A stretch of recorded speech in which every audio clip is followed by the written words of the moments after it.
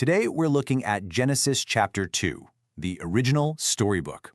Now, whether you're a theology scholar, a literature buff, or, just someone curious about ancient texts, we are going to look at this not as some dry theological lecture, but as what it truly is, one of the most foundational, dramatically paced, and culturally influential origin stories ever written.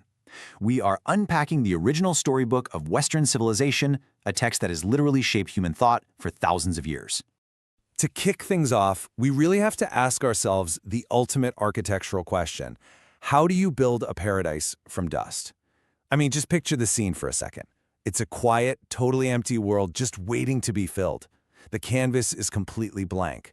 The text invites us into this highly atmospheric space before history even begins, setting the stage for a spectacular narrative of creation, purpose, and ultimately, absolute vulnerability. Okay, moving right into our first thematic movement. Chapter 1, the Day of Rest. So on the seventh day, the text says God ended his work, rested, blessed the day, and sanctified it. Now, to be sanctified basically just means to be set apart or declared holy. The story establishes that rest itself is a sacred act. The world is complete, and the very first thing that is made holy isn't a place or an object, it's a unit of time. From that massive cosmic scale, the narrative suddenly zooms way in for chapter 2, dust and the divine breath. Verse 7 outlines a tactile, honestly almost magical procedure of human life beginning. First, God forms man from the dust of the ground. It's a hands-on, deeply physical process. Second, he breathes the breath of life into his nostrils. And third, man becomes a living soul. We literally go from dirt to a living being through a divine breath. It's a startlingly intimate depiction of creation, and it contrasts so sharply with the grand spoken commands of the previous chapter. All right, next up we have Chapter 3, Mapping Out Eden. Here, the text gives us some surprisingly dense, specific geographical data.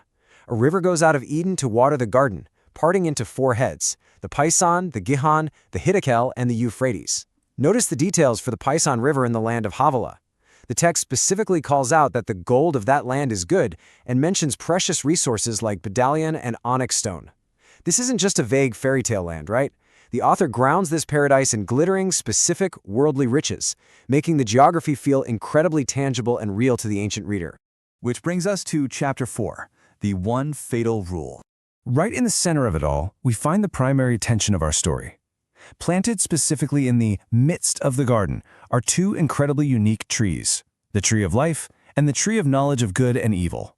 Just by placing them side by side in the narrative, the text immediately tells us that these aren't your average fruit trees. They are heavily loaded with profound symbolic weight. So you might be wondering, what is the man supposed to do here? Well, the text gives us the answer pretty clearly. The Lord God puts the man into the Garden of Eden to dress it and to keep it. This is an absolutely crucial detail. Man wasn't just dropped into paradise to lounge around and eat grapes all day. He was given a specific purpose, a vocation, to tend, cultivate, and protect this incredible garden. Paradise included meaningful work. But with that work comes a single, massive boundary. The man is told he can freely eat of every tree in the garden, with one major exception. I want to slow down here and really look at verse 17.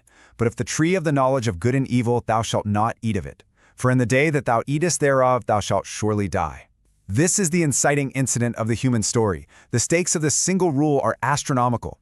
It introduces the concept of choice, consequence, and mortality right into the heart of an otherwise perfect paradise.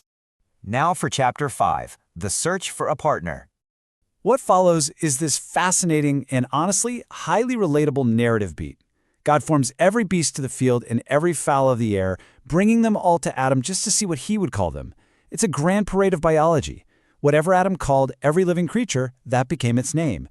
Adam is exercising authority and intellect, literally cataloging the entire animal kingdom right there in the garden. Yet despite this incredible display of dominion, the experiment ultimately fails to solve the core problem. The text concludes this whole naming process with a somewhat melancholic realization, but for Adam, there was not found an helpmeet for him. Despite the vast, amazing catalog of creatures, a dog or a horse just wasn't going to cut it. Adam is uniquely human, and he remains uniquely alone. This triggers a rapid-fire sequence of supernatural events to finally resolve Adam's loneliness. First, God causes a deep sleep to fall upon Adam. Second, While he's sleeping, God takes one of his ribs. Third, he closes up the flesh in its place. And fourth, from that rib, God makes a woman and brings her to the man. It's the original, ultimate surgical procedure, shifting the method of creation from the dust to the ground to the very bone and flesh of the man himself. And then, boom, we get the emotional climax of our storybook journey. Adam finally speaks. These are the very first recorded human words in the text, and it's essentially this beautiful burst of poetic joy. This is now bone of my bones and flesh of my flesh. She shall be called woman because she was taken out of man. The search is over. The profound isolation is broken by an equally profound recognition of likeness and equality. The narrator then steps in to connect this ancient moment to its enduring thousands of years legacy. These verses establish the foundational concept of marriage for Western civilization. Therefore shall a man leave his father and his mother, and shall cleave unto his wife, and they shall be one flesh. The creation of the woman isn't just a historical event in the text, it's presented as the definitive blueprint for human companionship and family structure moving forward. Which brings us to the final, hauntingly beautiful image of Genesis 2. And they were both naked, the man and his wife, and were not ashamed. This is where the explainer leaves us today. It is a portrait of absolute vulnerability, total innocence, and a complete lack of pretense or fear.